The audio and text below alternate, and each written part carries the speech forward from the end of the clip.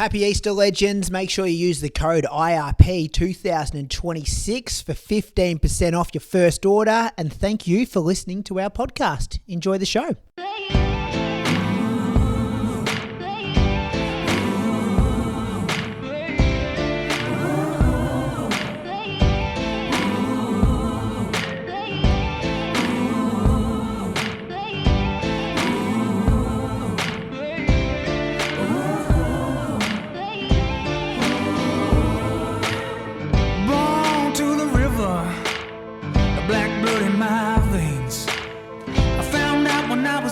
Child, being a skin can bring you so much pain. Now I hear you say you got the best of both ways. All right, Inside Running Podcast listeners, got a treat for you this week. We have got, for I think the fourth time, and looking back over our release dates, the last time you heard from this person was the 2nd of April 2025. So he must be due. It's been just about a year.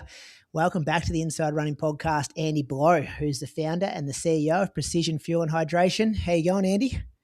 Yeah, good to be back. Thank you. Always enjoy chatting with you fellas. So it's about time. It is, isn't it? Yeah. What's been happening in your life? Like, where do you join us from at the moment? I'm at home at the moment. So Christchurch on the south coast of the UK, not far from our HQ and office. First thing in the morning for me, evening time for you. I've cracked an easy 10K this morning, having a coffee and ready to go. And the listeners can't see this, but this looks like a nice gym setup you're rolling at the moment at home. You can see the weights, a bit going on here. Little training studio product. Well, I'm getting older now, so I'm closer to 50 than 40, and I've been told I've got to start lifting some things as well as running. So that's what you can see in the background. And how you going with that? Because I find runners are generally okay to run, twice a day or once a day, every single day of the week. But you tell us to get in the gym, and it's quite a challenge. Oh yeah, there's a psychological barrier at the moment, but we're trying to bridge it. So yeah, we've made a small start, I would say. Yeah.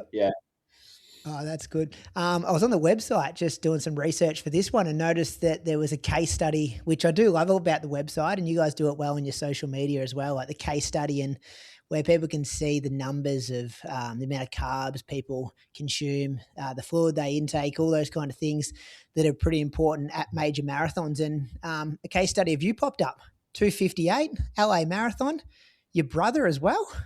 Would that be right? Did I see your brother, was it Dave, debuted over the marathon? He did, yeah. So there's a bit of a backstory for this one. Last year, so we partnered with CIM, California International Marathon.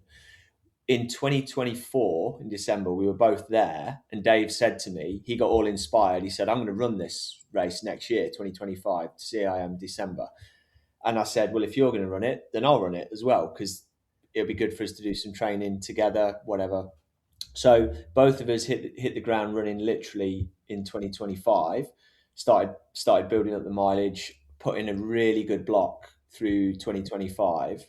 I got to October, I was in great shape, and pinged my glute. So I was doing quite a few of my long runs. I've not really done a lot of mileage in the super shoes. So I was doing a lot of mileage in the super shoes, trying to get used to them. But I think it was the lack of stability. Put my glute out, 5 weeks out with a torn glute. No marathon for me. Dave then pinged his back surfing. So he's out for the marathon. And so both of us go to CIM, and we're both on the sidelines watching again, and thinking, right, we've got to go back to the drawing board. So we hit January, and then we did a late deal to be a partner of the LA Marathon. And I looked at the terms, and it said we've got 8 entries for the race. So I said to Dave, well, neither is going to be as fit as we want to be, but shall we like take up where we said we left off, and kind of get a marathon in the books this year. So we both signed up. Dave was shooting for 3:15 and ran 3:14. Ran a really well-paced race and all the rest of it.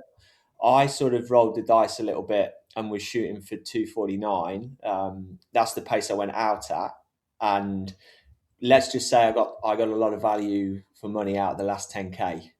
But But I was It pleased to was come in. hot though, wasn't it? Like it It made the news for a couple of reasons, the LA Marathon, one of them being the temperature and that they were going to give out the finishing medals at like 32K or something. Was that an option? And then of course they had yeah, a bit of a stuff up with the finishing shoot and the close finish, which was really put it on the map this year, I found.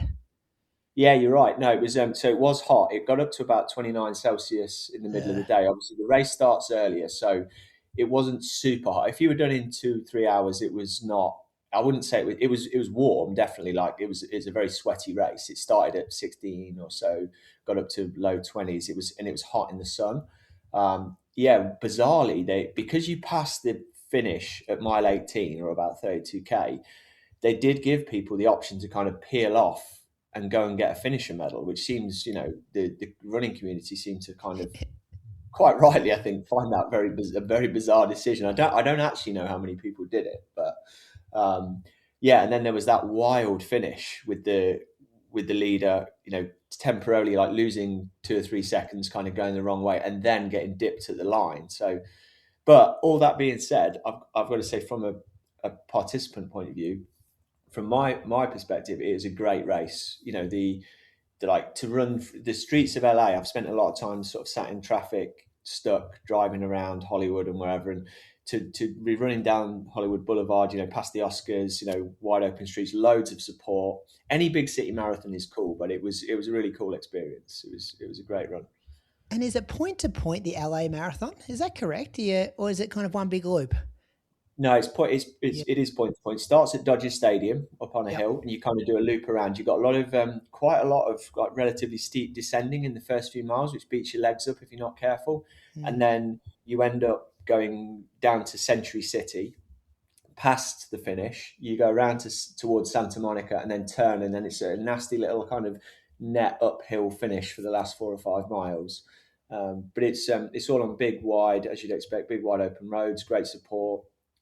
It's a cracking event, actually. I really enjoyed it.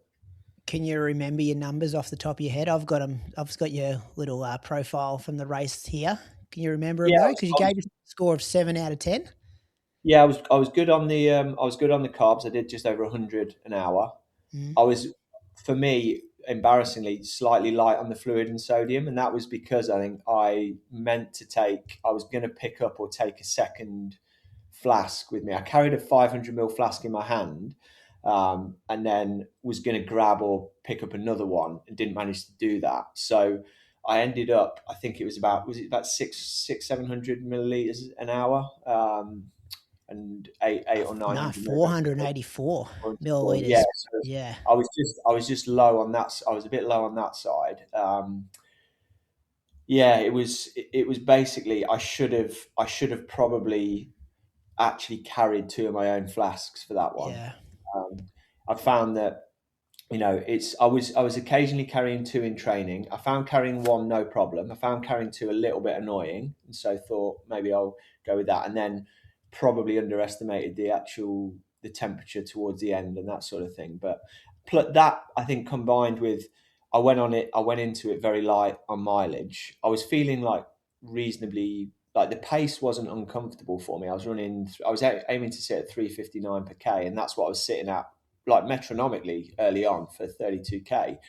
But that lack of mileage, and I think the weather and that sort of thing caught up with me in that last 10K, and meant that the pace dropped off quite a bit. But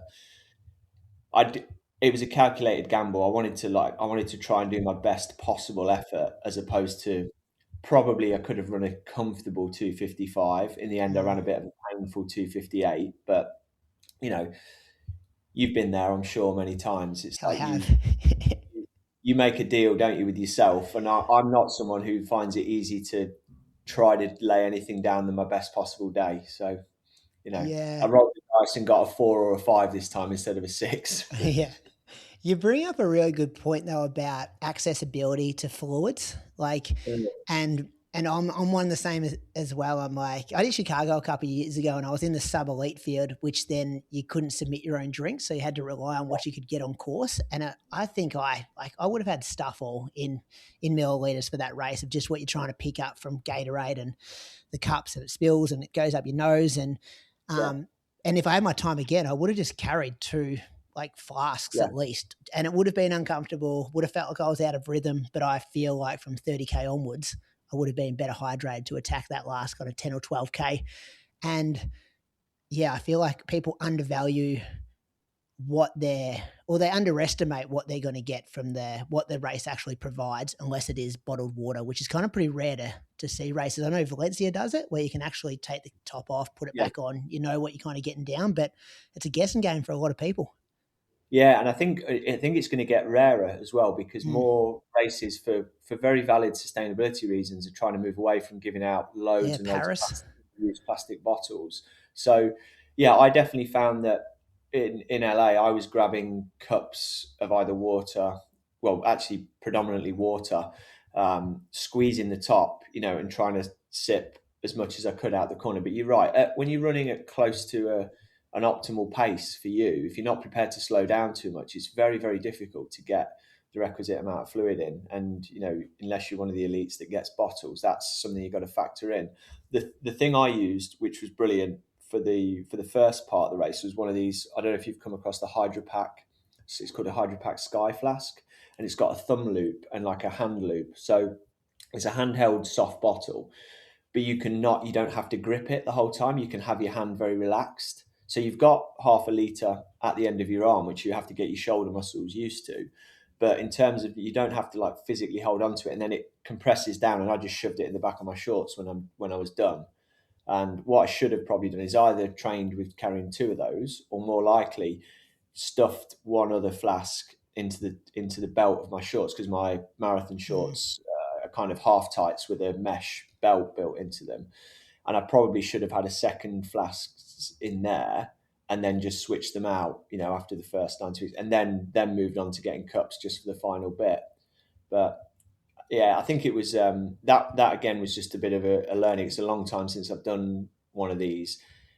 I've been used to all of my longer runs recently. I've been in the UK in the winter. They've been in, like single digit Celsius temperatures, where drinking 400 or 500 mils an hour is absolutely plenty.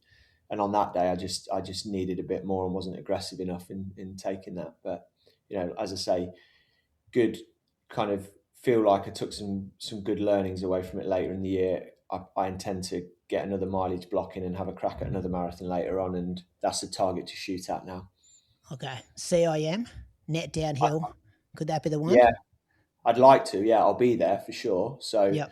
it's a case of trying to orientate the rest of my life to allow the training to fit in. But yeah, that's I did the first 10K of CIM last year with a friend, a colleague of mine, Sean, who totally, absolutely crushed it. Sean's in the 65 age group and ran mid 320s and was like top 5 in his age group. So I paced him through the first 10K, and it's a lovely course, and the weather conditions are beautiful at that time of year. It's like perfect marathon running conditions. So yeah.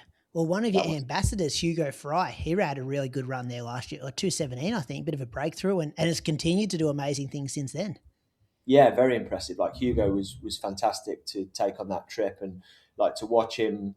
He's a guy who backs himself hard and goes out as he means to go on. That was a big PB for him, and yeah, I saw him turn himself inside out doing that. Very impressive. And like you say, he's gone on and run some amazing. He's run was it a 103 half? He's run Valencia half, Barcelona half, Valencia somewhere half, over there in Spain. Yeah.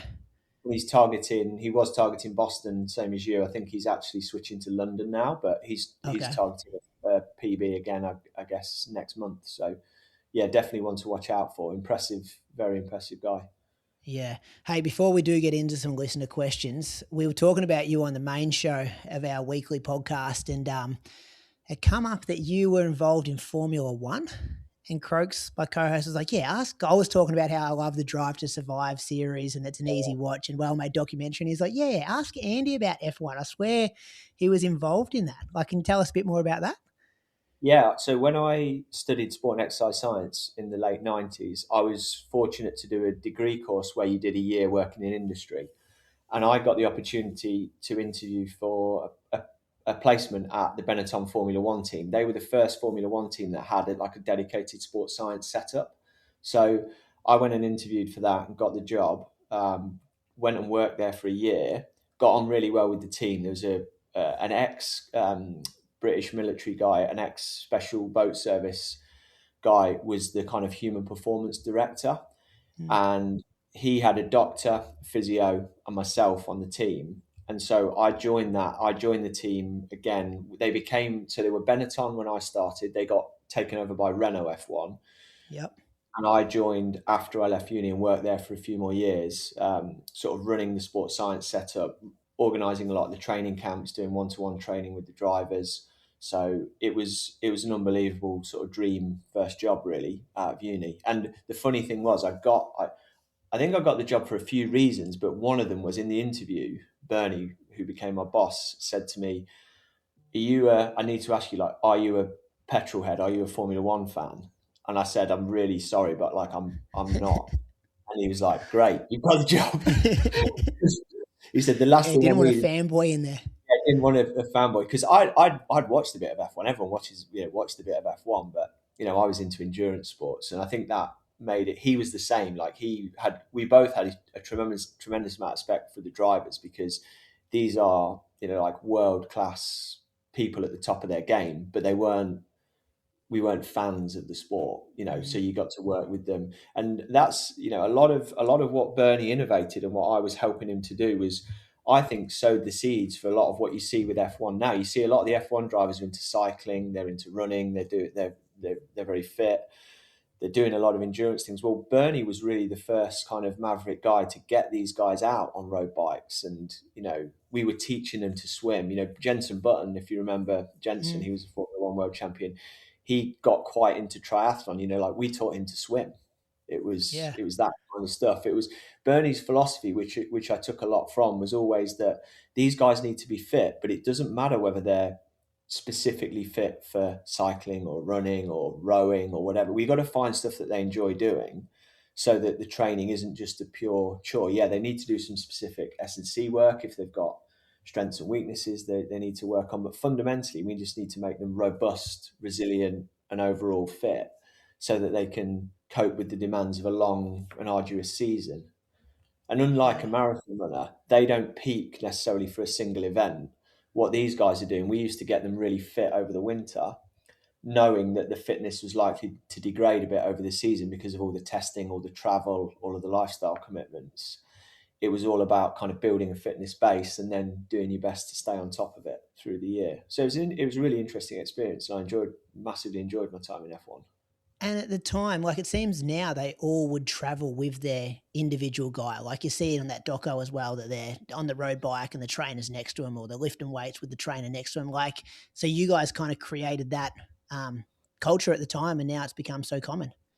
Yeah, I think so a lot of people, even back then, you would have had drivers who had like a personal assistant, or they might have called themselves a trainer or something, that traveled with the drivers.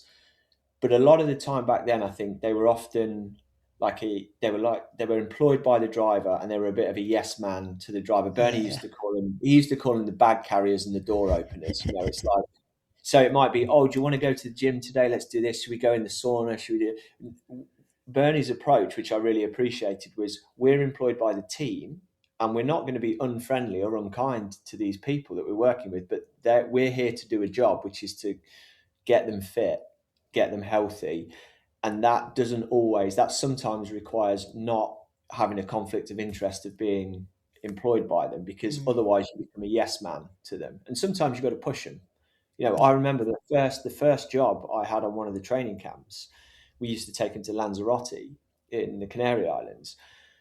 One of the drivers that we were working with at the time was notorious for just not wanting to get out of bed in the morning. And my first job, like day one, Bernie sends me up the thing and says, he's in room 103. I want you to bang on the door until you get him out of bed. And I'm like, great, I can do that. Cheers. Yeah. Get him into the gym. It's like, that was the kind of stuff that we were having to do at times, which is, I look back, it was quite amusing. Yeah. All right. Let's get into these questions now. These are coming from our Patreon supporters. So these people live and breathe running. They have asked some really good questions here. We sent them through to you with about 15 minutes notice, just to try to wrap your head around a few of them. I'm going to kick off with Freddie. So you've been on the show a year ago. What's changed in your mind since last time we had you on the show? And I guess we can add on to that, like, what's changed in sports science around fueling and hydration, I guess, since April 2025? Yeah, good question. What's changed in my mind? I think don't know where to start with that one in some ways. The there's always I would say there's always a lot of noise about change. There's always new stuff coming out, and Mm, it's sort of a sideways way of answering the question, but in a funny sort of way, like nothing major's changed, if you know what I mean. Like there's a lot of noise about what's the latest and greatest thing, what's coming through. What hasn't changed is perhaps more important, which is that you know what we're trying to do is educate athletes on the fundamentals of carbs, fluid, sodium intake. There's a lot of noise about different ratios of glucose to fructose. I know you've got questions about that as well. There's a lot of constant questions about are we going to see more and more higher and higher carb intakes all the time. There's always this flip flopping question of extremes around are electrolytes needed? Are they not needed? Does electrolyte depletion cause cramp? Does it not cause cramp? And we see these like this flip flopping of people with extreme opinions.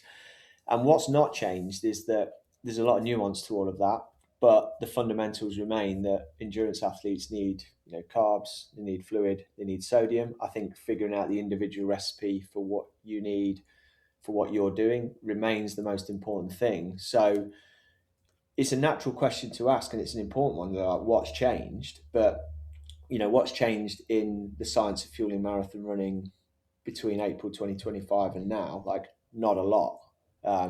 It's about applying those fundamentals and getting them right, and I think that's important. It's part of what we do. It's why our product range remains quite constrained. It's why we end up repeating a lot of the same advice a lot of the time, because what we're trying to deal in is fundamentals.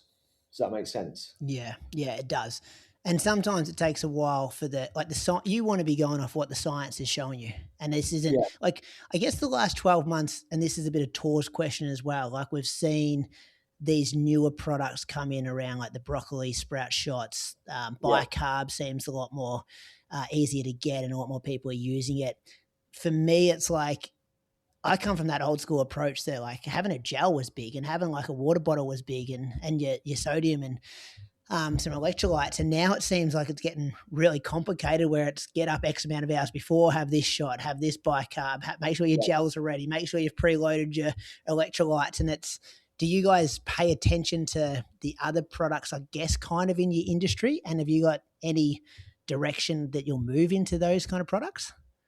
Yeah, we've always got our eyes open, and we get sent other products. We get asked about other products by athletes that we're working with all the time, because a lot of companies are emerging that want to sell things to people in this space. And I don't Mm, think that all of those are ill intentioned or sort of, purely commercial ventures. A lot of people feel like they've got new innovations, new compounds, or whatever that might show some kind of help for athletes, and then they're going to try and commercialize them and market them. But you're right in the sense that it creates a lot of noise, and whenever you watch if you watch these kind of Instagram influencer videos online when they talk about their daily routine, which is a really common thing, like they're always up at 4:30 a.m. and yeah. then they start with this stack of X, Y, and Z supplements and da-da. It's like, yeah, I'm a bit like you. I am a bit more old school in the sense that if you want to, if we talk about marathon running in particular, what's the number one metric that matters? It's like getting out there and putting consistent mileage in over weeks,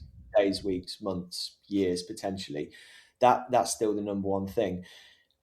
Then I think you've got to layer on, sleep and recovery, and you've got to layer on your basic nutrition, your day-to-day nutrition. You've got to layer on the fueling and hydration for your longer sessions to enable recovery. And if you know people love the idea of a magic bullet, of something that they like, oh, I can take this additional shot or this additional supplement stack in my life and it's going to make this massive unlock. And quite often, almost always, that's just not true. Sometimes the things that are being promoted have a level of biological or scientific plausibility. They might help certain people in certain situations, but they're often like very, very marginal gains considering the amount of press and the amount of air time that they take up. Hype. and and it's all about getting back to the fundamentals, really. So what we try and do as a team is, be aware of what's being talked about. We are always actively testing, trialing, talking to people, reading research papers, looking at what's out there, but also trying to keep that away from the central thing that we do. Not being distracted from doing the basics right, because the majority of athletes, if we're totally honest, even to a relatively high level, are not always doing the basics right. And if you're not doing the basics right, then your marginal gains are a pure distraction. Yeah. Yeah, well put. The next one from Josh. Is it true your sweat sodium concentration can change? I was told by a medical professional that it can due to change in fitness, diet, etc. Yeah, so this question comes up quite a bit because we tend to advocate for most athletes needing one sweat test on the basis that your sweat sodium is pretty stable. Now, there's the nuance in that is that a reading that's pretty stable doesn't mean a reading that's exactly the same. So when you take a whole bunch of people and you assess their sweat sodium levels, you'll see up to a tenfold difference. So we see some people that would lose as little as 200 milligrams of sodium per litre of sweat, and some people that lose over 2,000. And that range, that is a massive range when you multiply that up over hours of sweating. The average is about 1,000 milligrams per litre. Now, if you test and retest an individual, you can see some variance in their individual sweat sodium. So, as an example, the guy who asked that question is not wrong in the sense that if you undertake a really long period of heat acclimatization, then your sweat sodium level will trend downwards in general. Your body adapts, it learns to conserve some sodium. Even though your sweat rate goes up, your sweat glands learn to conserve a little bit more sodium, so it'll come down. But what doesn't get acknowledged quite so much is often the magnitude of that difference. I did some sweat sodium testing before and after a long period of heat acclimatization not long ago. I was out of the UK for a good bit of the winter and in a really hot place training. And my sweat sodium came down, it was about 10%, but from sort of 1,800 to 1,600 milligrams per litre. So it came down for sure directionally, but it was still very, very high. It was still way above the average of what we see. So in reality, sweat sodium will move around a little bit, but it tends to stay within the same zone for an individual. So if your sweat sodium is very high, you might be able to do some things like heat acclimatization that bring it down a little bit, but you're not going to go from really high to really low. Yeah, if right. You're still in the same category. Yeah, exactly. So the advice that guy's got is not technically incorrect. Your sweat sodium is a physiological measurement that has a level of variation in it, but the level of variation in our experience is quite small, and that means that once you're in a kind of category, that gives you a good idea of your level of sodium replacement. Even though I went into the LA Marathon like relatively well heat acclimatized, I'd had basically the best part of a month earlier in the year in Costa Rica in really hot conditions. And then I've been sauning a lot as well to try and keep that adaptation of the photos of me at the finish line of LA showed salt all over my face, like thickly crusted salt all over my face, as it always is.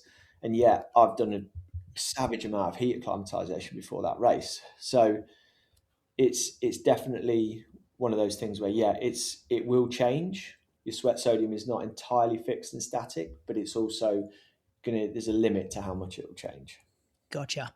So then 2 questions that we've got. One from Josh here about the sweat testing. Like the website's got a really good interactive map. So I know in the state that I live in, there's one in Bendigo, one in Geelong, one in Frankston for the precision sweat testing. Can you talk about like what's the process? What happens when you book one of those? Just get on a treadmill and sweat it out? Yeah, well, that's what most people think, but you don't actually need to exercise for the sweat test. The sweat test is done at rest. It's static. We use a technique called pilocarpine iontophoresis, which is a technique that's used to stimulate the sweat glands in your forearm. So we put a couple of electrodes on your forearms. we stimulate the sweat glands in a very small area, about the size of a coin, and then we put a sweat collector on there, which collects the sweat. It stops any sweat from evaporating, so you get a really clean and pure sweat sample. And then we run that through a desktop analyzer to give you a reading of how much sodium is in the sweat. So the whole thing end to end takes about 20 minutes to do the sweat analysis. You're probably going to be in the sweat test center about 45 minutes to an hour to have a really decent chat and debrief with whoever does your sweat test.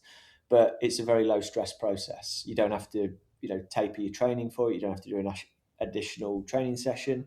We're just taking an at-rest sweat sample. Sounds a lot easier than testing your lactate, getting on the treadmill, VO2 max test, those kind of things. Yeah, they're hard work and they go for a while.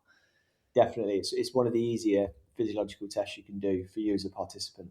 Yeah, and for Daniel's got a question here about the sauna. So how should he be hydrating/rehydrating for sauna? He says he sweats a ton in there and probably doesn't give enough attention to his hydration.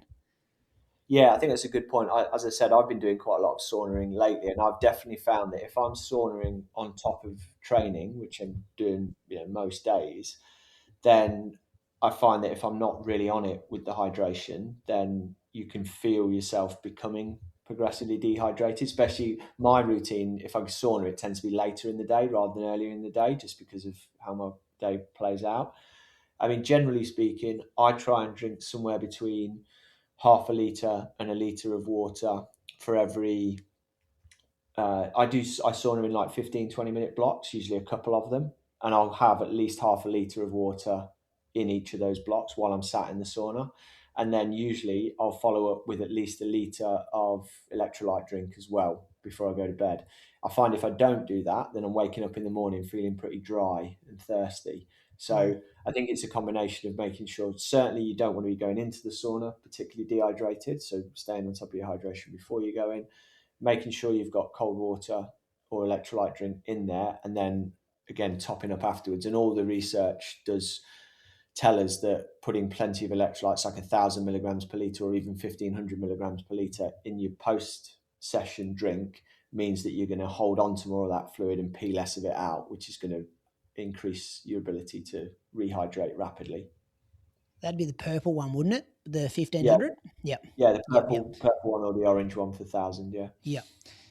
One about sweat here from Mike as well. Why do some people sweat very little compared to others? And is it good or a bad trait? Does it impact how he should approach hydration in a marathon?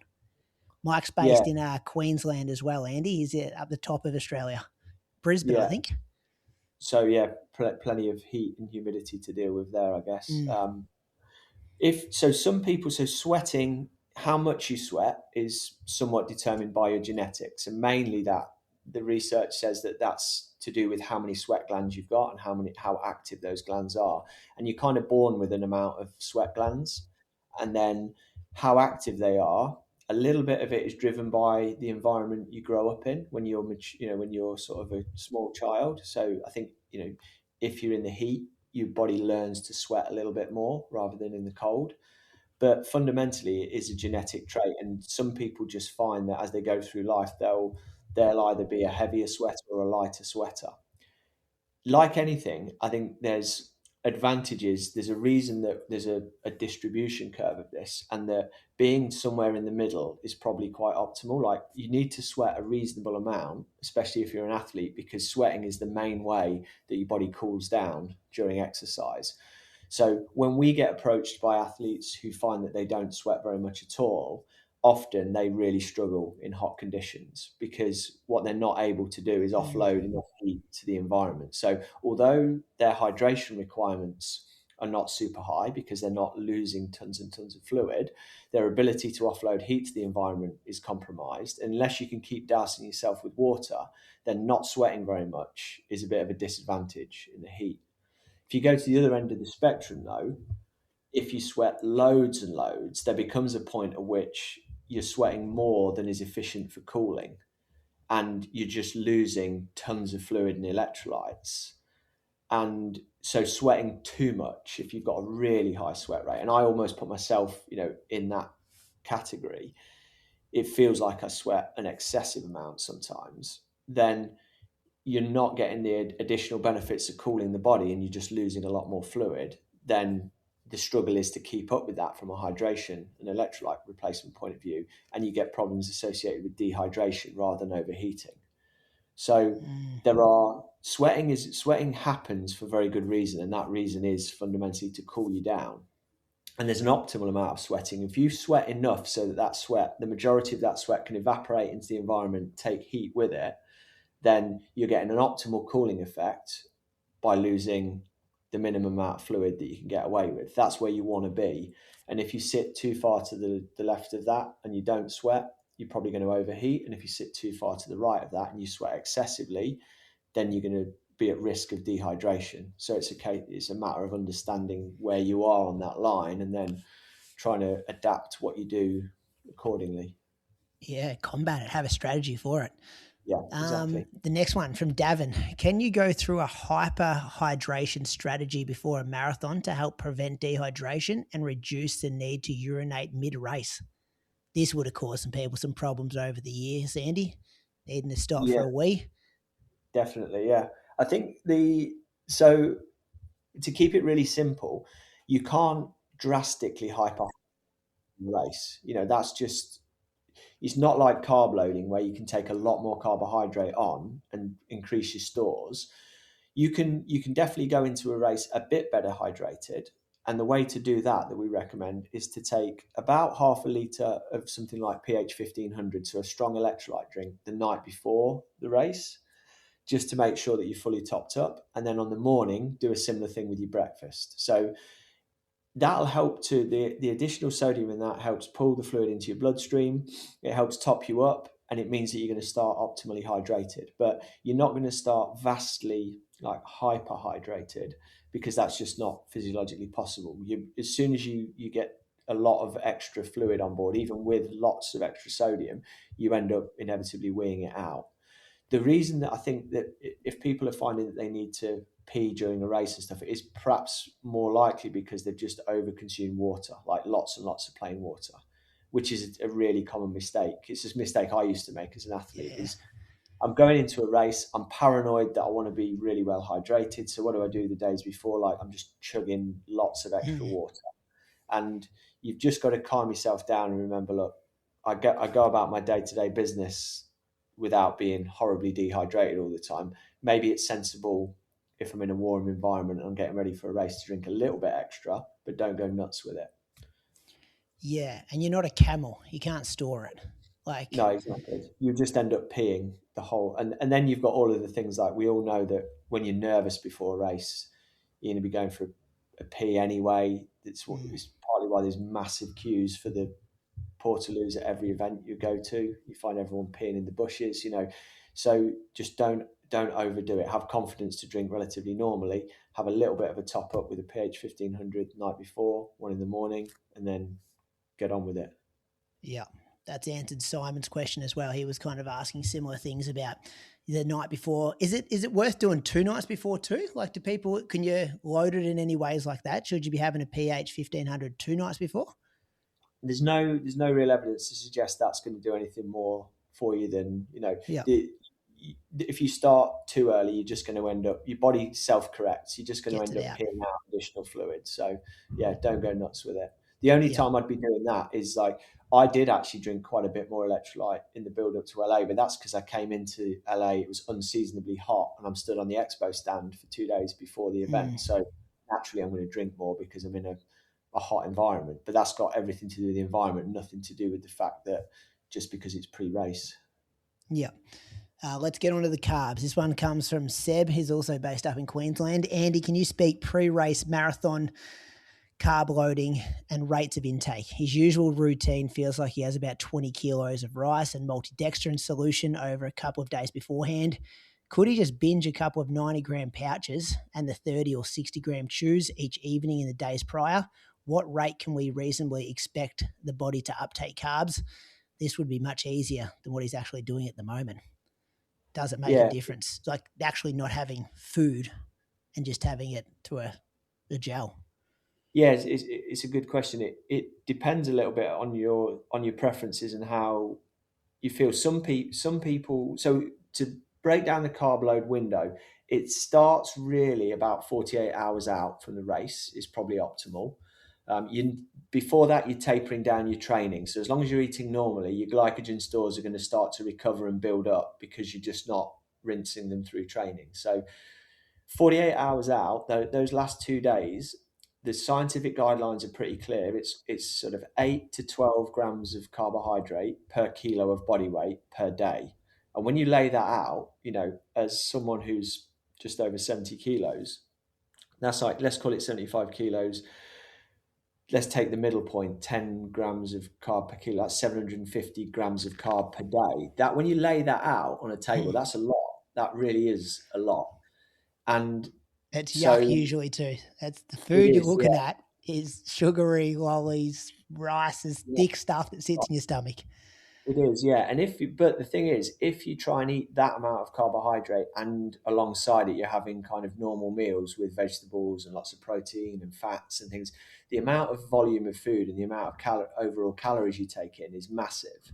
And it can leave you feeling quite horrible, sluggish, bloated. It can leave you with, bad digestion.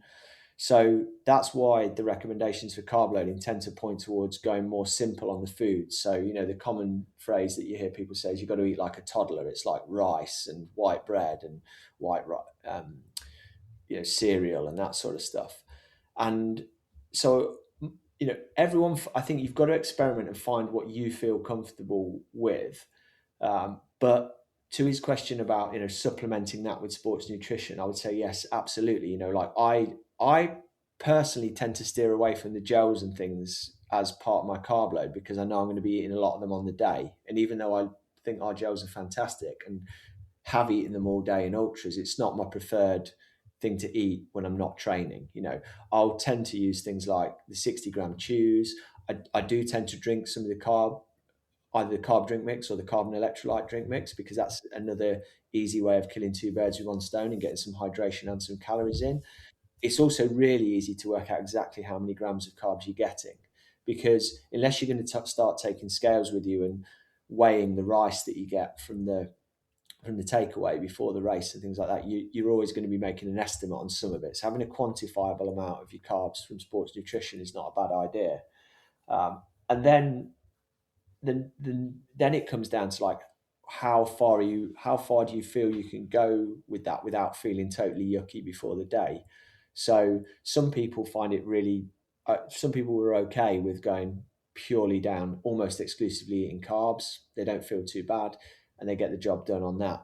For other people, I would say if that doesn't make you feel good, then keep the food lighter, reduce the fiber a bit, reduce the protein a bit, and increase the proportion of carbohydrates. But you don't need to stray away entirely from real foods, just because the science says we're doing that. As long as at the end of the day, as long as you're getting plenty of energy on board, then you're going to be all right. And so don't obsess about it really, but do just turn up the amount of carbohydrate.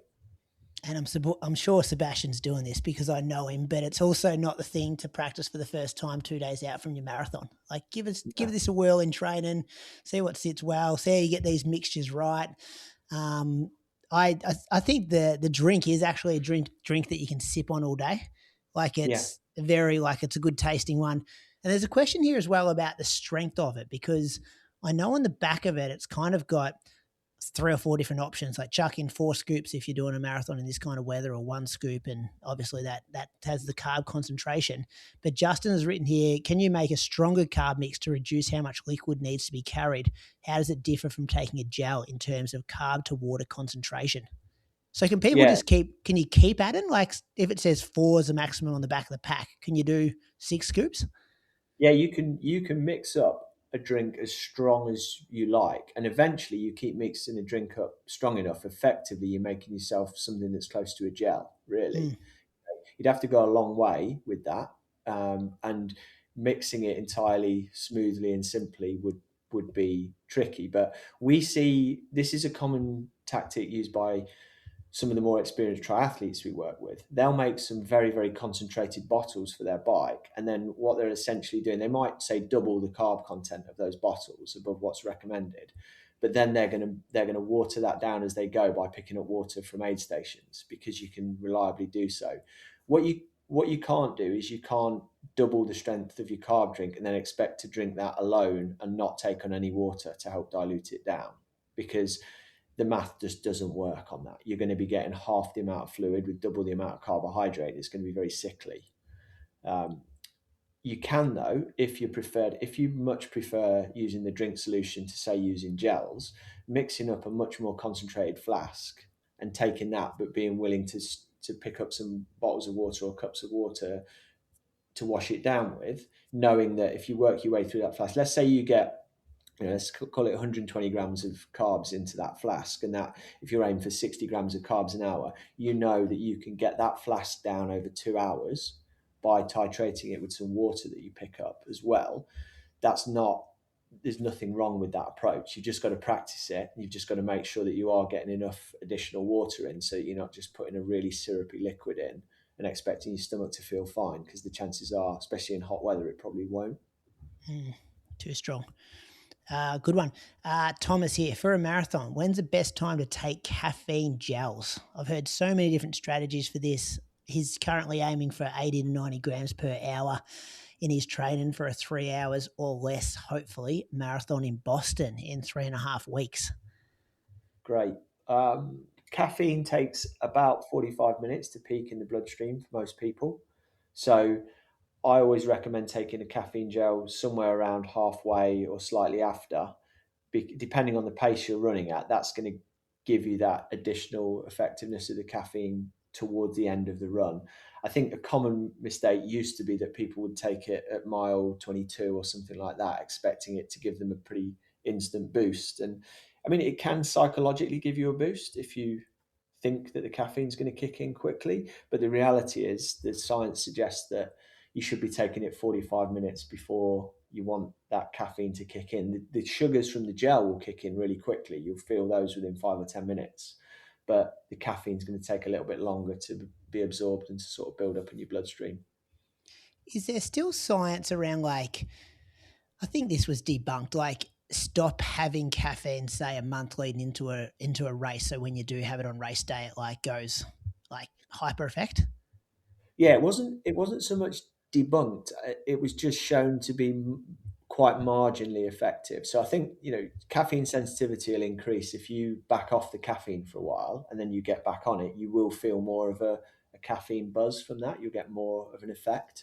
The argument against it was that if you use it all the time, if you're a regular coffee drinker and you use caffeine to support your day-to-day training, is the kind of pain worth the gain? So we still know of athletes that do go through that. I actually used to do it when I was racing Ironman. I would abstain from the coffee for 10 days or so before a race. I always used to find that insanely painful to do, but it was part of my pre-race ritual. And I did feel then, like, when I had coffee on race morning and a caffeine gel, I got a little bit more of a kick from it. So I don't think it's right to entirely say it's been completely debunked, but I think that it's a trade-off, and the trade-off is not, it's not like you're going to massively increase the effectiveness. I think that's a personal decision to decide, is that abstinence period kind of okay for me? And do I feel, is that it's not going to compromise my training, my mood, how I feel every day, versus the little performance. Yeah. Is life a bit more difficult at work for the 10 days leading in at home? Yeah. Maybe ask the people you live with as well. Yeah. This is what I'm thinking about doing. Do you recommend it? And what about people like, we just got one here from Mark about how he has a couple of coffees a day, never seems to muck him up, but then the minute he tries it, admittedly he hasn't tried your caffeine gel, but he's tried other gels with caffeine in it and he has stomach issues. Like, is the minute you chuck caffeine in a gel a higher risk for individuals to take whilst racing? It certainly is if you've not tried it, or if you do find you get an adverse reaction. The caffeine is a stimulant, and it increases gut motility, which is why some people find that it increases the urge for them to go to the bathroom. So I think you do have to rigorously test that, and if you drop into a pattern where doing so when you're exercising causes that to happen, then it's probably unlikely that just say a different brand of gel or whatever is going to make a difference, because at the end of the day your body isn't discerning about where the caffeine comes from. It's caffeine. It could be that you can play around with different dosages, because obviously lower dosages might give you some effect, some positive effects without the negative. The gels we produce have 100 milligrams of caffeine in them, which is quite a punchy amount. It's like having a really strong coffee. Sometimes you can get products with half of that, with 50 grams or whatever. The effectiveness obviously reduces, but then so do the side effects.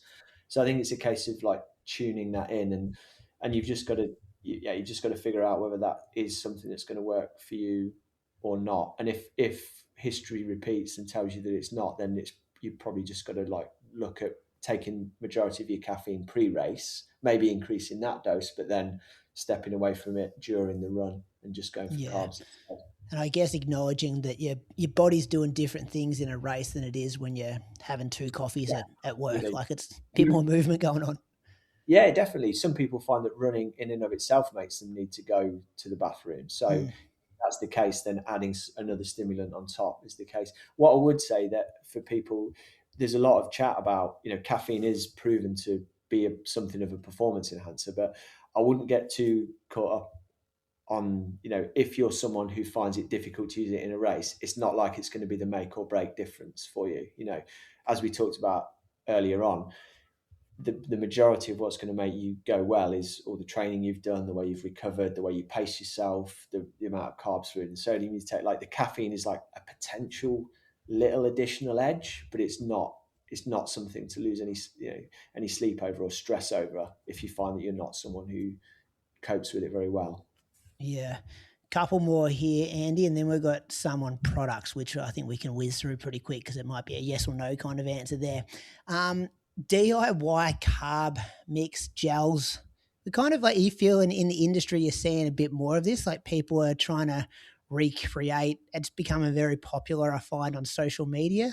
I kind of feel Yeah. for you guys a bit because people be like, don't go worry about buying this. This is how you do it yourself. And they're kind of almost attacking the kind of the fueling industry there. And a bit of a follow-up question from that from David. Is there any absorption, transport, or utilization benefits from packaged or DIY drink mixes, the way you do your fructose and glucose and get your ratios that might be different than these DIY mixes? Yeah, it's an interesting question because fundamentally, sports nutrition's not super complicated. It is carbohydrates, it's electrolytes, it's different forms of it's glucose and fructose in general for the carbohydrate delivery. So if you are, a home chemist of sorts, you can buy lots of raw ingredients, you can combine them. If you weigh them accurately, you'll get the ratios that you need, and you can try making your own products. It's it is an interesting one to debate because where do you sort of draw the line with the convenience and what you're buying with a sports nutrition product? Like if you make your own sports gel, like you've got to put it in something and you've got to carry it and you've got to dose it and it's got to be convenient for use, and all of that is a significant amount of time and effort versus going to the shops and buying a gel that is pre-packaged, tested, well formulated. In our case, with all of our products, also kind of informed sport tested, so that it's been through a rigorous analysis process to make sure there's nothing in there that shouldn't be. That also that the ingredient profile is what it says it should be. So there's not a strong argument at a basic level of why a pre-packaged product would be a lot superior to a homemade one. If you make a homemade one right, we made our first gels in our kitchen. That's how we got started with this product. And then we scaled up that process and we tried to make it as convenient, portable and usable, as good tasting as possible. I know how difficult it is to do all of those things. Yeah. Where do you, I'm being a bit facetious when I say that, it's like, where do you stretch this argument? Because you could go out and buy a pair of running shoes, or you could kind of start to source some materials and like get a sewing machine and a rubber mold and start to build them yourself. But ultimately it's kind of, you get a superior product because people have put time, effort and energy into researching how to make something that performs really, really well, and then you buy that and you use it. Um, I don't want that to come across as sort of anti people experimenting and trying things. Like I say, at the end of the day, it's how we started out with making some of our products, but then we've kind of feel like an iteration that we release is a perfected version that then is very easy and convenient for people to buy and use, and so it's a trade-off. But there's got like it's not as simple. Like I saw an Instagram video the other day, and someone's like, "Don't worry about sports nutrition. Just go to your supermarket and get a bottle of maple syrup, and just Yeah, run with that. Look how many carbs is on the back." And I'm yeah. like, it's not that simple, is it? No, that is an oversimplification, because it's like, okay, what does that maple syrup come in? What is the glucose fructose ratio in it? How's that going to taste as it goes down? Like Yeah, syrups and things. first Syrups week and might be nice. Yeah, a lot of gels, and that's an interesting point, because when we started looking at gels, like a lot of gels aren't actually gels. A lot of gels are pastes or syrups. Really, our gel is actually a gel, and there's a few on the market that are, but a gel is something that's set. We use pectin to set our gel. That gives it a bit of structure, gives it a bit of um, it gives it a bit of mouthfeel, and it makes it a lot more pleasant to tolerate. And if you're taking lots and lots of these things, like syrups tend to get very sickly and can make you feel quite sick quite quickly. Gels tend to sit a bit better in the mouth and the stomach and don't feel as sickly. So I think it's a case of deciding where your priorities are, what you want to do. I don't discourage people from experimenting with their own nutrition. It's how I got started in doing what we do. But you know, then the way that things work is that people perfect things and they put them out into the market, and if people buy them, then that's kind of people voting with their feet to say this is the best way of doing things. I think what the kickback is sometimes where you get people who think that products are being oversold, like they're being over promoted, and promises are being made that they can't deliver on, or it's like marketing gone crazy, basically. Like, oh, this gel is way better than anything else because it contains some minutiae ingredient stuff. Like, we've never tried to pursue that. Like, Yeah, our gels contain 2-to-1 glucose fructose ratio. You get 30 grams of carbohydrate in a pouch, and that's what you need when you're exercising. Like, buy the pouch, eat it when you're running, and hopefully improve your performance. yeah, That's kind of simple. it's simple. We're not trying to bamboozle people and pretend that we're selling them some magic ingredient. And then you make an informed decision, don't you, on whether you want to do that or whether you want to mix up your own homebrew and take it out. And very much it's each to their own in that regard. Yeah. All right, last couple, Jose. How can you know if you're over or underdoing sodium and other electrolytes as the symptoms? Like, are they similar? Yeah, if you're underdoing salt, so if you're either losing a lot of salt or you're drinking a lot of plain water, and then um, not replacing enough sodium, quite often, if you taste something salty, it'll taste fantastic. That's your body's way of telling you, okay, you need a bit more salt at this point. So if you overdrink water as well without salt, you tend to pee a lot, and you tend to feel water sloshing around in your stomach. So they're often signs and symptoms that you're, not taking in enough sodium. If you're overdoing the sodium, you can get that kind of cotton mouth type feel. Often you'll find that you start to crave water, because one of the signs of dehydration is a rising salt level in your blood. If you're taking in too much salt and not enough fluid, you'll start to detest the taste of the salt. It won't taste good, and you want to take on more plain water. So I think it's a case of like listening to your body for those kind of signs and symptoms, and following your instincts a little bit. Gotcha. All right, some quick fire ones here, I reckon. Leah, she loves the 90-gram pouches. So do I, Andy. That's my number one go-to. One each side of the half tights. Bang, Yeah, don't even feel them bouncing around. Would you ever put caffeine in them? we've talked about it. Not at the moment, I would say. I think that'd be if you put it in the same ratio as what we do in this PF30 caffeine gel, that would essentially be 300 grams of caffeine in a single patch, which is a heavy hit. And even though I think people are getting better educated about how much of certain elements and things they should be taking in, that is a quite a heavy product. 300 milligrams of caffeine in one go.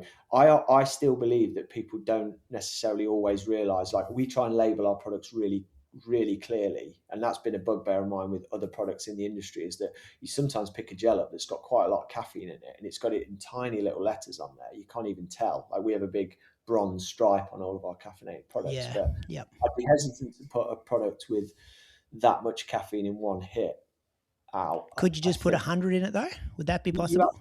you absolutely could, and then it just becomes a question about sort of expanding the product range, product variants. I would never say never to us looking at caffeinated versions of that. I do the same as you for my long runs. It's a PF90 gel in either side of my tights, and then if I want caffeine, usually it's only an additional 100 grams, so I'll take one additional caffeine gel and just factor that into Yeah. the overall fueling. So it They feels also like fit in the palm of your hand. Like I've ran races with like split shorts instead of half tights as well, and just had one in my hand for the first half of a marathon. Like yeah. that sits in there pretty well. But like you, if I can just blow our own trumpet for a minute, I do think the PF90 is a game-changing product for long-distance running. It is my go-to. Like, being able to just take a little bit at a time, put the cap back on it, not have to be ripping the Yeah. tops off gels as you're going. It is the format of preference Well, for long just run. simple. Like having two of those compared to 6 mini gels. Yeah, It's just simple.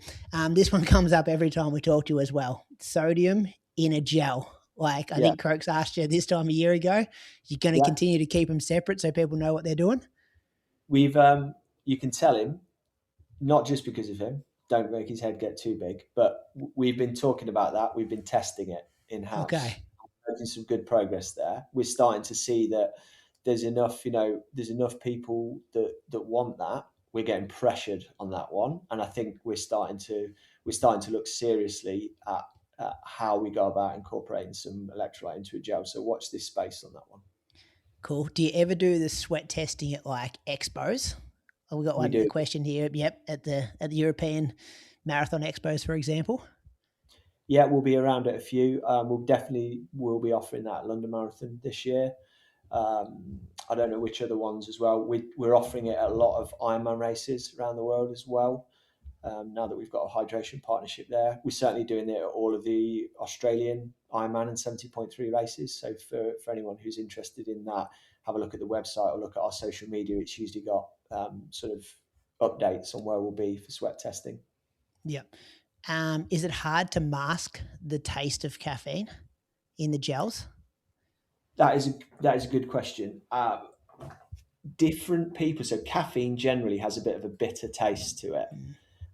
I think I'd have to go back. I read a research paper on this a few years ago, which looked at different people's kind of appreciation or ability to detect caffeine in products and beverages.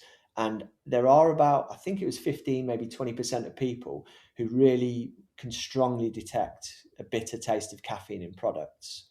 I think the other 80 or so percent, it's less prevalent, right down to some people not being able to taste it at all and other people only being able to taste it a bit. We definitely know from our own testing that some people will immediately be able to tell you the difference between one of our caffeine gels and a normal gel, and other people can't tell the difference at all. And it's all down to your taste receptors and your genetics. So it is hard. It's very hard. It's impossible, in fact, I think, to mask the taste of caffeine for those people who are kind of like super caffeine tasters. And they're the ones who tend to be quite vocal about disliking products with caffeine in. But for the majority of people, I find that our caffeine gel is, I think if you put a gun to my head and gave me 2 gels blindfolded, I'd just about be able to tell you the difference, but it's a very minor difference. You got that, I can taste the slight bitterness in it, but so for most people, it's not a huge deal, but it is for people who can detect caffeine strongly with their taste buds, and unfortunately, that's just part of their genetics. Yeah. And final one from Mark. What does the science say about optimal carb intake during a race? Is it the more the better, so you should take on as much as you can handle before the GI issues arise? Or does it depend on other factors like your pacing and your weight of the runner? Yeah, that is a huge question. What the science is saying at the moment, what the evidence that we're seeing with athletes is in the field, is that generally being able to tolerate more carbohydrate intake to a certain extent supports a higher pace or a better output for longer. So where we used to think that 60 grams an hour was kind of optimal or even the ceiling of what people could take in, we're routinely seeing a lot of faster athletes and elite athletes taking 90, 100, 120 grams an hour. But it is based a little bit around pace, and it is based around tolerance. The faster you're going, and to some extent, the bigger you are, the more, therefore the more power you're going to need to produce. If you can tolerate more carbohydrates without GI issues, you're perhaps going to go faster.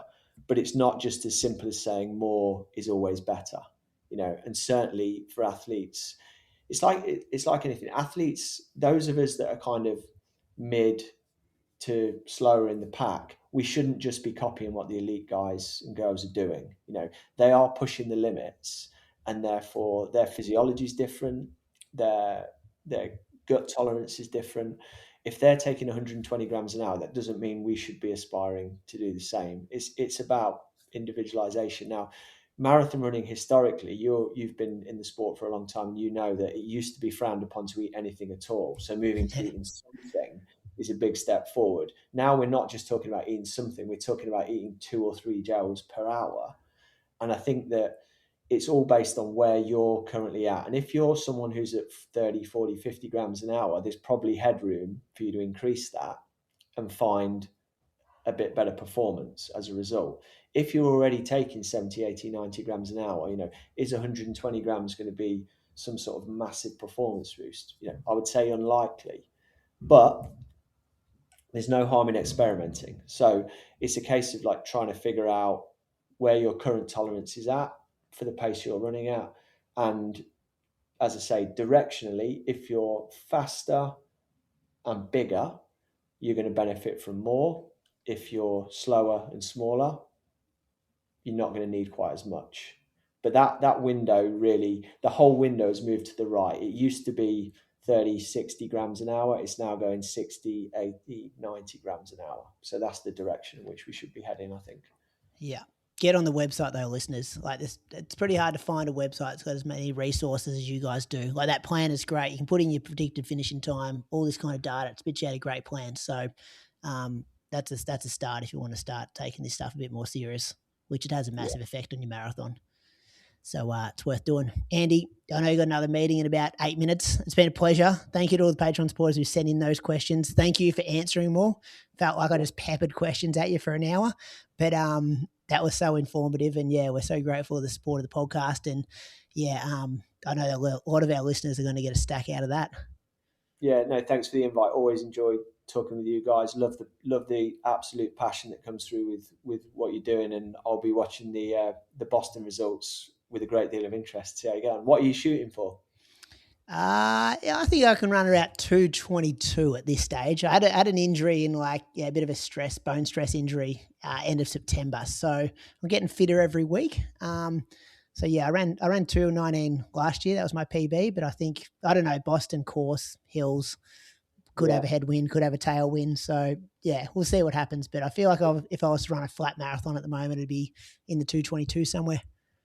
Fantastic. Yeah, well, maybe think about CIM later in the year as well. Then come out and net downhill sounds good. Yeah. Sounds real good. Thanks for tuning in, legends. Remember to use the code IRP2026 for 15% off your first order with Precision Fuel and Hydration.